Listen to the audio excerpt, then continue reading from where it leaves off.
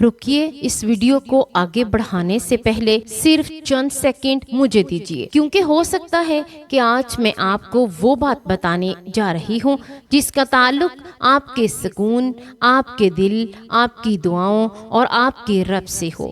ایک سوال اپنے دل سے پوچھیں، آخر ایسا کیوں ہوتا ہے کہ بعض اوقات انسان کے پاس سب کچھ ہوتا ہے لیکن پھر بھی دل بے سکون رہتا ہے؟ آخر ایسا کیوں ہوتا ہے کہ ہم دعائیں کرتے ہیں مگر دل کہتا ہے کہ شاید میری آواز آسمان تک نہیں پہنچ رہی؟ اور اگر میں آپ سے کہوں کہ آج کے آخر میں آپ کو قرآن اور دعا کی روشنی میں ایک ایسا عمل بتاؤں گی جو آپ کے دل کو اللہ سے قریب کرنے کا ذریعہ بن سکتا ہے، تو یہ ویڈیو آخر تک ضرور دیکھیے، کیونکہ ہو سکتا ہے کہ یہ صرف ایک ویڈیو نہ ہو بلکہ آپ کی زندگی کا ایک اہم موڑ ہو۔ بسم اللہ الرحمن الرحیم۔ السلام علیکم ورحمۃ اللہ وبرکاتہ۔ پیارے ناظرین، امید کرتی ہوں کہ آپ جہاں بھی ہوں گے اللہ کے فضل و کرم سے خیریت سے ہوں گے۔ آج کی یہ گفتگو عام نہیں ہے۔ آج ہم کسی دنیاوی راز، کسی تعویذ، کسی عملیات یا کسی حیران کن چیز کی بات نہیں کریں گے۔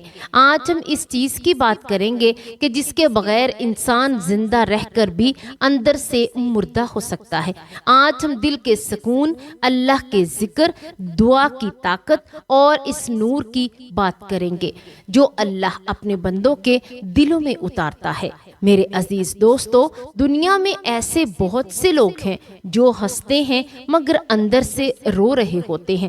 بہت سے لوگ ایسے ہیں جن کے پاس بڑی گاڑیاں ہیں، بڑے گھر ہیں، بہت سے دوست ہیں، لیکن جب وہ رات کو تنہائی میں ہوتے ہیں تو ان کا دل ٹوٹ رہا ہوتا ہے۔ اور دوسری طرف کچھ ایسے لوگ بھی ہوتے ہیں جن کے پاس دنیا کی بہت کم چیزیں ہوتی ہیں لیکن ان کے دلوں میں عجیب سکون ہوتا ہے۔ کبھی آپ نے سوچا یہ فرق کیوں ہے؟ اس لیے کہ سکون دل سے نہیں آتا، سکون شہرت سے نہیں آتا، سکون لوگوں کی تعریف سے نہیں آتا۔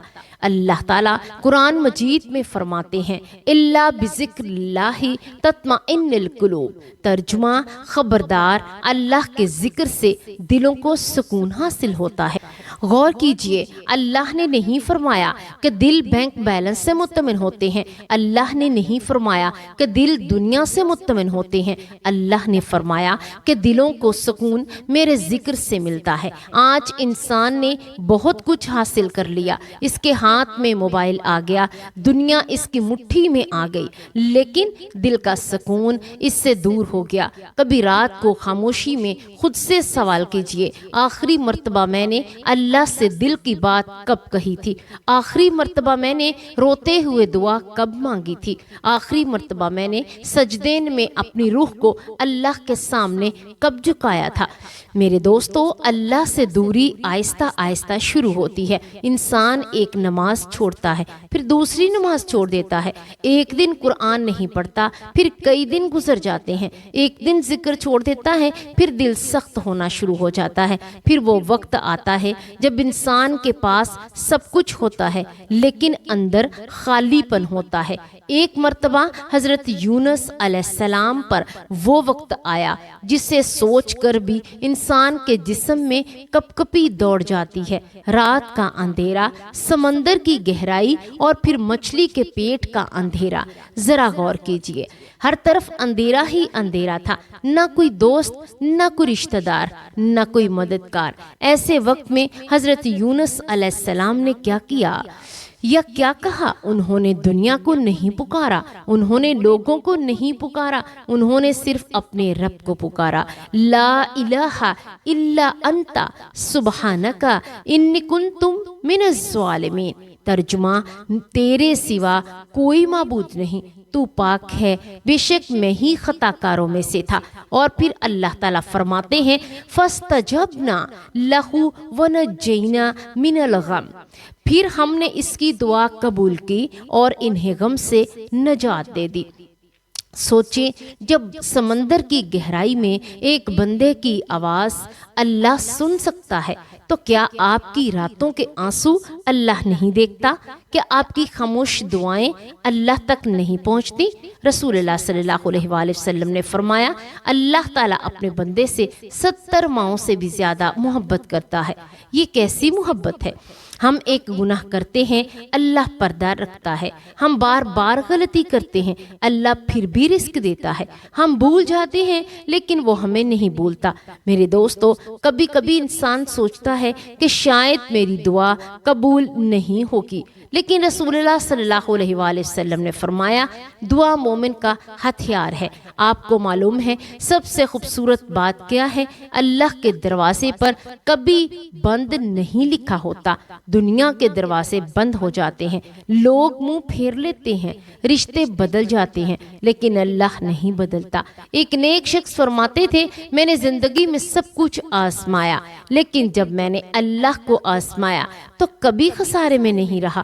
میرے بھائی اور بہنوں، بعض لوگ کہتے ہیں میرے دل میں عجیب بے چینی رہتی ہے، کچھ کہتے ہیں ہمارے گھروں میں برکت ختم ہو گئی ہے، کچھ کہتے ہیں ہم بہت کوشش کرتے ہیں مگر سکون نہیں ملتا، اور کچھ کہتے ہیں دعا کرتے کرتے تھک گئے ہیں۔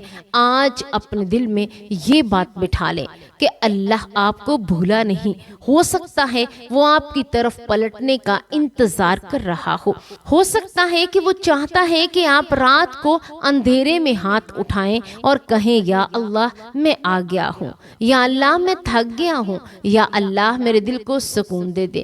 میرے عزیز دوستو، اب آخر میں ایک عمل آپ کے ساتھ شیئر کرتی ہوں۔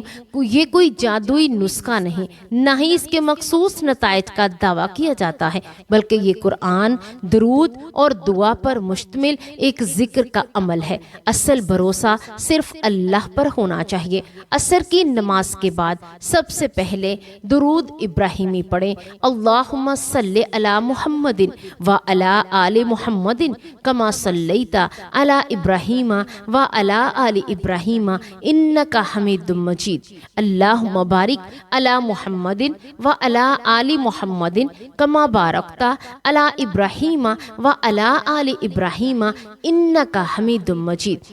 اے اللہ، محمد صلی اللہ علیہ وآلہ وسلم اور آل محمد صلی اللہ علیہ وآلہ وسلم پر رحمت اور برکت نازل فرما، جیسے کہ تو نے ابراہیم علیہ السلام پر اور آل ابراہیم پر نازل فرمائی۔